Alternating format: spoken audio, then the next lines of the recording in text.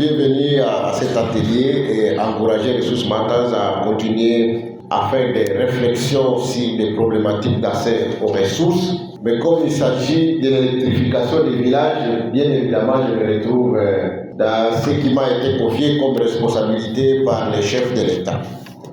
Je suis le ministre du Développement rural et dans l'ordonnance portant attribution, je suis chargé de la construction, de la réhabilitation, de l'entretien des microcentrales hydroélectriques en milieu rural et périurbain.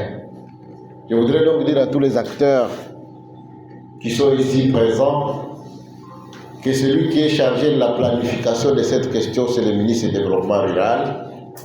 Et je voudrais bien les encourager et les demander d'impliquer. Nous avons des services dans toutes les provinces. J'ai fait le tour des provinces et je suis arrivé dans des provinces où on a construit il y a une année une petite microcentrale photovoltaïque pour la population et il n'y a plus d'énergie.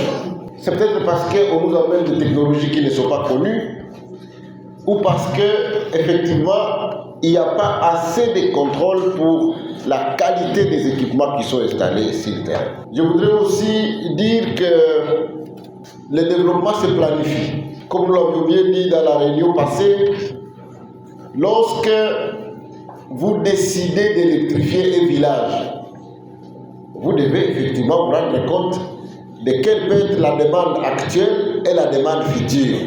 Nous avons bien dépeint dans la réunion passée la problématique des choix de technologies à utiliser. Vous avez des villages qui ont à côté des sources d'eau qui peuvent leur permettre de construire des centrales hydroélectriques, mais tout le monde est pressé de pouvoir y amener la technologie photovoltaïque qui n'est pas encore maîtrisée, ce qui crée des problèmes. Donc je voudrais effectivement que les réflexions qui vont être faites dans ce cadre ici essayent de tenir compte de tous ces éléments de l'environnement de la République démocratique du Congo. La dame a parlé de Virunga.